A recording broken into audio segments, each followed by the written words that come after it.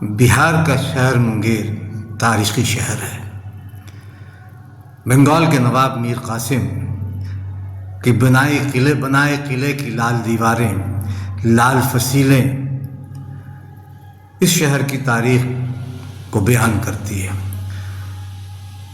दीवारों के साथ खुदी हुई खंदकें जो दुश्मनों से हिफाजत के लिए बनाई गई थी। मीर कासिम के वैभव और उनकी नवाबियत को प्रदर्शित करने के लिए काफ़ी है। मीर कासिम 1760 से 1763 तक बंगाल के नवाब रहे। उन्होंने बाद में अपना दारुल खिलाफा यानी राजधानी मुंगेर शिफ्ट किया, मुंगेर लेकर स्थानांतरित किया। दरअसल सिराजुद्दौला की हार के बाद, सिराजुद्दौला की शिकस्त में मीर जाफ़र की भूमिका के बाद लंबे समय तक अंग्रेज़ों ने मीर जाफ़र को बंगाल का नवाब बनाया, लेकिन फिर उन्हें अपदस्थ कर मीर कासिम को बंगाल का नवाब बनाया। मुर्शिदाबाद में मीर कासिम ने मुर्शिदाबाद के नवाब बने, लेकिन धीरे धीरे वो अंग्रेज़ों के पकड़ से, जकड़ से खुद को निकालने के लिए सबसे पहले उन्होंने ये किया कि अपने मुंगेर, बिहार में, जब बिहार का हिस्सा, पहले वो बंगाल का हिस्सा था, मुंगेर में अपनी राजधानी स्थानांतरित की और एक मजबूत सेना तैयार की। लेकिन फिर कंपनी के साथ आंतरिक व्यापार और अधिकारों को लेकर उनके साथ मतभेद हुआ। प्लासी के युद्ध में मीर कासिम की भूमिका थी प्लासी, लेकिन बाद में 1764 में बक्सर में युद्ध हुआ और बक्सर के युद्ध में मीर कासिम पराजित हुए और जिसके बाद बहुत गुमनामी और गरीबी में 1777 में उनकी दिल्ली में मौत हुई। मीर कासिम को 1760 में अंग्रेज़ों ने उनके ससुर मीर जाफ़र को हटाकर बंगाल का नवाब बनाया था, जिन्होंने प्लासी के युद्ध में अंग्रेज़ों की मदद की थी।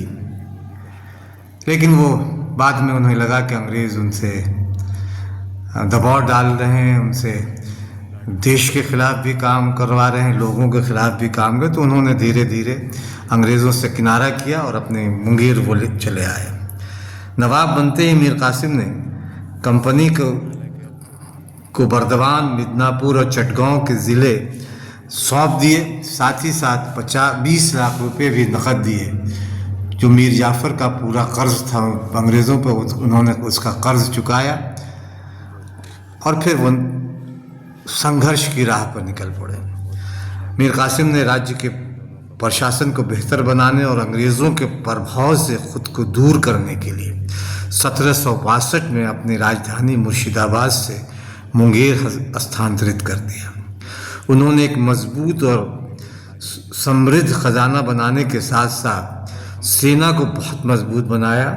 उन्होंने मुंगेर में बंदूक निर्माण का काम भी शुरू करवाया और यही कारण है कि आज मुंगेर में बंदूक कारखाना स्थापित हुआ और एक गृह कुटीर उद्योग की तरह वहाँ है। सरकार को चाहिए कि इन हुनरमंद लोगों का इस्तेमाल कैसे किया जाए, वो किया जा सकता है, क्योंकि बहुत सारी चीज़ें गलत भी हो रही हैं कारखाने को लेकर। लेकिन उन्होंने, ये मीर कासिम की देन है कि मुंगेर में उन्होंने बंदूक का कारखाना शुरू किया। मीर कासिम ने कंपनी के दस्तक, बिना शुल्क के व्यापार, जो इसका मतलब बिना शुल्क के व्यापार का अधिकार के यानी दस्तक के दुरुपयोग को रोकने के लिए सभी आंतरिक शुल्क को समाप्त कर दिया, जिससे की वजह से कंपनी के अधिकारी उनसे नाराज़ हुए और इस नाराज़गी के बाद फिर युद्ध की शुरुआत होती है। मीर कासिम ने 1763 में पटना स्थित कंपनी के कार्यालयों पर कब्जा कर लिया और रेजिडेंट सहित कई यूरोपीय लोगों को मार डाला। मीर कासिम के साथ कंपनी के अधिकारी विलियम एलिस ने पटना पर हमला किया, जिसकी वजह से 1763 में मीर कासिम को युद्ध की घोषणा करनी पड़ी। मीर कासिम ने अवध के नवाब शुजाउद्दौला और मुग़ल सम्राट शाह आलम द्वितीय के साथ गठजोड़ किया, लेकिन 22 अक्टूबर 1764 को बक्सर की लड़ाई में उन्हें शिकस्त झेलनी पड़ी।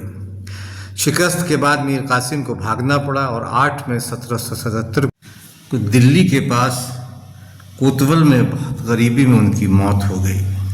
मीर कासिम को शासक के रूप में बेहतरीन शासक के रूप में याद किया जाता है। भारतीय व्यापारी उन्होंने जो कार्यक्रम जो योजनाएं लागू की थी, उनने भारतीय व्यापारियों को अंग्रेज़ी व्यापारियों के समान हो गए थे। नवाब ने कोई अन्यायपूर्ण काम नहीं किया था। मीर कासिम का संक्षिप्त अभियान अंग्रेज़ों के खिलाफ सीधी लड़ाई के रूप में महत्वपूर्ण था। उनके सामने सिराजुद्दौला के विपरीत मीर कासिम एक प्रभावी और लोकप्रिय शासक थे।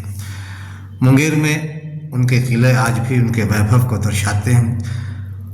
गुल और सोनोबर की मज़ार भी मुंगेर में है। कहा जाता है कि मीर कासिम के दोनों बेटे और बेटी थी, दोनों जुड़वा थे, और अंग्रेज़ लॉर्ड क्लाइव की गोली से वो दोनों की मौत हो गई थी।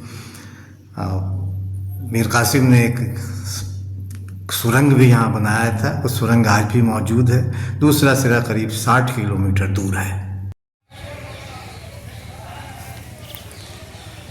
ये दो नन्हे बच्चों की मज़ार है, गुल और सनोबर की। मीर कासिम के बच्चे, मीर कासिम जिसकी हुकूमत कभी थी। बंगाल में मीर जाफ़र के हाथों गद्दारी जब के हाथों मिली, उन्होंने अंग्रेज़ों का साथ दिया, तो मीर कासिम ने बंगाल से अपना सब कुछ समेट कर ऐतिहासिक मुंगेर को अपना दारुल खिलाफा यानी राजधानी बनाया, किला बनाया, और यहाँ अंग्रेज़ों से युद्ध करने के लिए सारी तैयारी की।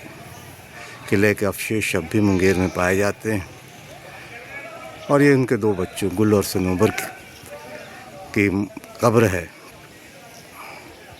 गुल और सनोबर एक बेटा एक बेटी, दोनों के जुड़वा थे और दोनों की शक्ल सूरत एक जैसी थी। तो लॉर्ड क्लाइव ने यहाँ हमला किया मुंगेर पर। उसी दौर में कहा जाता है कि एक रात गुल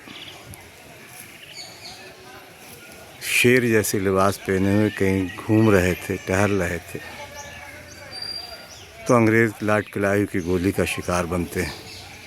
और अगले दिन फिर सनोबर भी इसी तरह लॉर्ड क्लाइव का शिकार बनती है। मीर कासिम ने एक सुरंग भी बनाया था, वो सुरंग के अवशेष भी हैं यहाँ।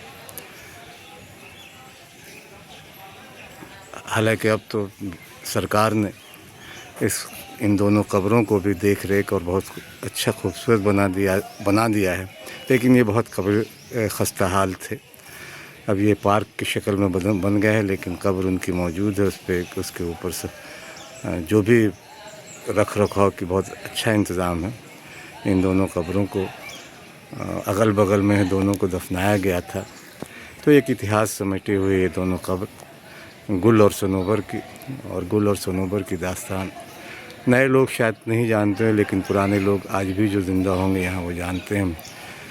और हम लोगों ने इस पे काफ़ी स्टोरी की, खास के हमने बच्चों के लिए लिखा गुल और सनोबर की, और देश की प्रतिष्ठित पत्रिकाओं में इसकी कहानी छपी। गुल और सनोबर का जिक्र जब भी आएगा तो मीर कासिम का आएगा, मीर जाफ़र की गद्दारी का आएगा, और लॉर्ड क्लाइव की वहशीपन और उसके जालिम होने का सबूत है दो मज़ार। तो जब भी जिक्र आएगा तो मीर कासिम की वतन परस्ती और मीर जाफ़र की गद्दारी भी आएगी।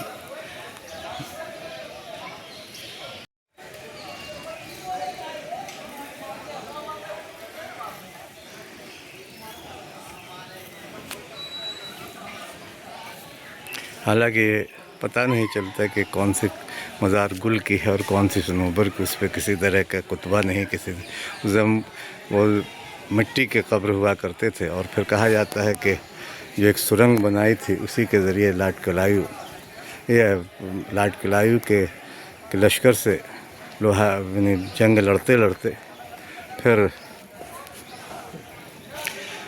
लड़ते लड़ते उसी सुरंग के ज़रिए कहीं चले गए और फिर उनका कोई पता नहीं चला। इतिहास के किन पन्नों में वो गुम हो गए, कहाँ गए, किस तरह से रहे, इसकी कोई जानकारी नहीं। लेकिन लाट कलायू के जुल्म का ये निशान गुल और सनोबर की मज़ार कब्रें आज भी मुंगेर में मौजूद है, किला मौजूद है। और इसकी ऐतिहासिक धरती पे गुल और सनोबर की दास्तान बरसों तक लिखी रहेगी जिस तरह से। और नई पीढ़ी को भी इन्हें जानना चाहिए कि मीर कासिम ने मुंगेर में किला बनाया था और अंग्रेज़ों के ख़िलाफ़ लड़ाई लड़ी थी। मीर जाफ़र की गद्दारी से परेशान तंग होकर गद्दारी के बाद उन्होंने मुंगेर को अपनी राजधानी बनाई थी। किला के अवशेष अब भी हैं, बहुत बड़े, जिस तरह से किला बनाया जाता है वो किला है। बड़े बड़े खंदक बनाए हुए थे किला के चारों तरफ, ताकि कोई भी फ़ौज आसानी से, यानी विरोधियों की फ़ौज आसानी से किले में प्रवेश न कर सके। और ये है वो सुरंग जिसका उल्लेख मैंने किया था कि सुरंग कहा जाता है कि गंगा नदी के नीचे से होता हुआ ये सुरंग मीर कासिम ने बनाया था। और इसी सुरंग के ज़रिए वो फ़रार हुए थे। गंगा का पानी देखिए यहाँ पे अभी आज गंगा का पानी इस सुरंग में, हालांकि अब तो थोड़ा सरकार ने इसको बेहतर बना दिया है। पहले झाड़ झंकाड़ी थी, झाड़ियाँ रहती थी, लेकिन अब रख रखाव है। लेकिन देखिए सुरंग में पानी भरा हुआ, और जाहिर है कि गंगा का पानी ही है जो गंगा नदी के किनारे के नीचे से ये सुरंग गया। और कहाँ तक गया है ये किसी का पता नहीं। दूसरी तरफ कहाँ से किस तरह से खुला है सुरंग, दूसरी तरफ कितने मील लंबा है, कितने मील तक ये गया है, और इसकी दूसरा सिरा कहाँ है ये आज तक पता नहीं चल सका। और लोग कहते हैं, जो मौर्रिख़ हैं, तारीख़दां हैं, इतिहासकार हैं, या जो जानने वाले हैं मुंगेर को बेहतर तरीके से, वो कहते हैं कि इस सुरंग के ज़रिए ही मीर कासिम को जब शिकस्त, अंग्रेज़ों की बड़ी फ़ौज थी और सीमित संसाधनों से के बाद मीर कासिम ने उनसे लड़ाई लड़ी। और जब तक लड़ाई लड़ते रहे वो लंबे समय तक, लेकिन फिर उन्हें पस्त होना पड़ा। और फिर इसी सुरंग के ज़रिए वो अपने और अपने परिवार वालों के साथ निकल गए। कहाँ गए, किधर गए, इसकी कोई जानकारी इतिहास में नहीं मिलती है। तो जाहिर है कि ये बेहतर तरीके से ये सीढ़ियाँ बनाई गई हैं, इसको गुंबद बना दिया गया, मीनार गुंबदनुमा बना दिया गया।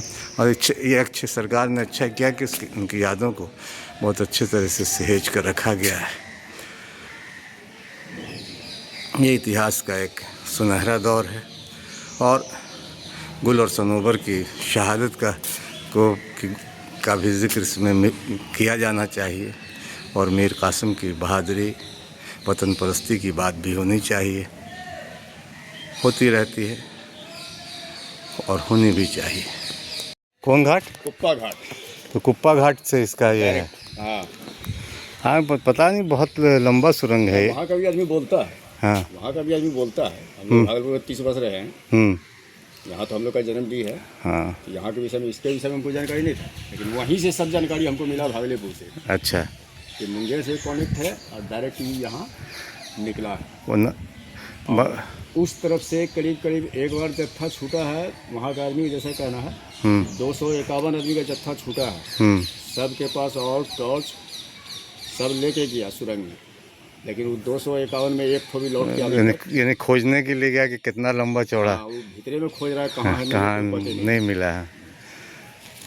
इधर से सुनने में आया कि चाहे वो गया खोजने के लिए ऑक्सीजन लेके, लेकिन वो भी ऑक्सीजन लेके भीतरे में, वो भी अभी तक नहीं निकला।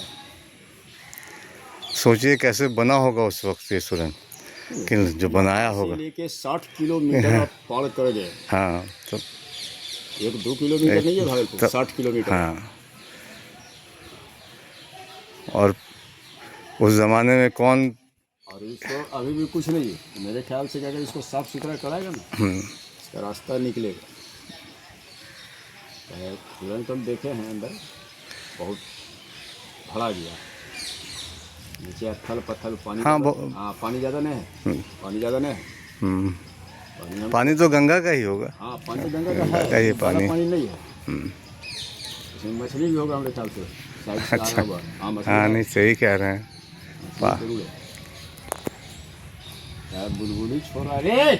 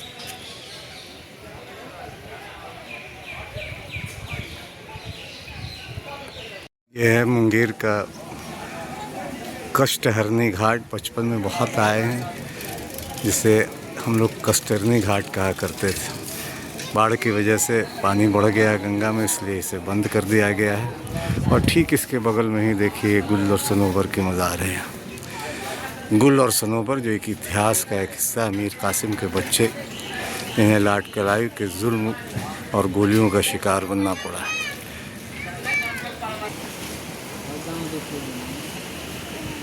गंगा नदी उफान पर है और इसी वजह से कष्टहरनी घाट को बंद कर दिया गया है।